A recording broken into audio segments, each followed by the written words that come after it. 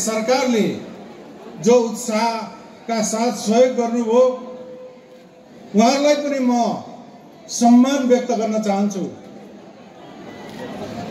आज विभिन्न ठाउँहरूमा विवादहरू सिर्जना भइरहेका छन्। विवाद यस्तो कि चौथो अङ्ग भनिने मिडियाहरूमाथि पनि विवाद छ।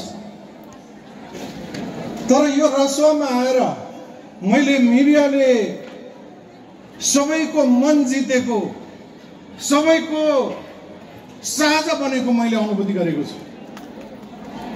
यस मानेमा लामटाङ एफएम का मित्रहरूलाई, परिवारलाई, सबैलाई धेरै धेरै धन्यवाद भन्न चाहन्छु। तपाईहरु साझा बन्नुहोस्। मिडियाको साथीहरुको भूमिका ठूलो हुन्छ।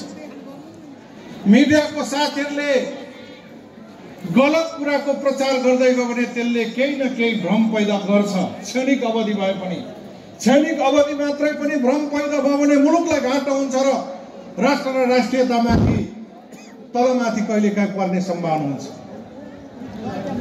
नेपाली बीचको, संस्कार संस्कृति बीचको, धर्म बीचको, जात जाति बीचको कहिलेकाहीँ खाडल पनि बन्ने परिस्थिति पुग्न सक्छ।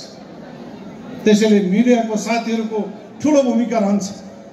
मैले विभिन्न जिल्लाहरूको कार्यक्रममा जाँदा यस्ता साझा कार्यक्रमहरू उद्योग वाणिज्य महासंघले गरिरहेको मैले देखेँ।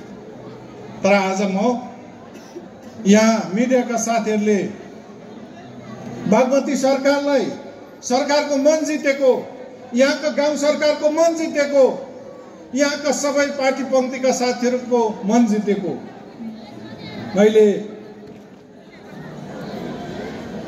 यो कार्यक्रममा सहभागी पार्टीका सबै पार्टीका केन्द्रीय सदस्यहरूलाई सम्बोधन गर्न बिर्से। सबै पार्टीका नेताजीहरू, स्थानीय तहका नेताजीहरू सबै पनि यहाँ सहभागी हुनुभएको छ।